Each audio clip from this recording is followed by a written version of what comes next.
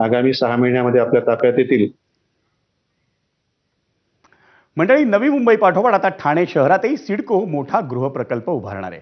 ठाण्याच्या किसननगर परिसरातील क्लस्टर योजनेअंतर्गत झोपडपट्टी पुनर्विकास करून तब्बल 4,000 घरांची निर्मिती करण्यात येणार आहे.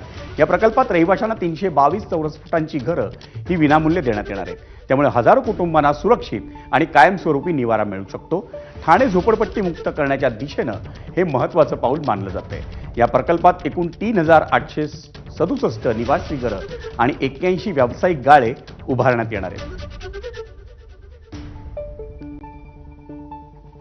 ठाण्यामध्ये एक सोशल ऑब्लिगेशन म्हणून आपण सोशल रेस्पॉन्सिबिलिटी म्हणून ठाण्यामध्ये क्लस्टर डेव्हलपमेंटचं काम आता सिडको मार्फत हाती घेण्यात आलेलं आहे.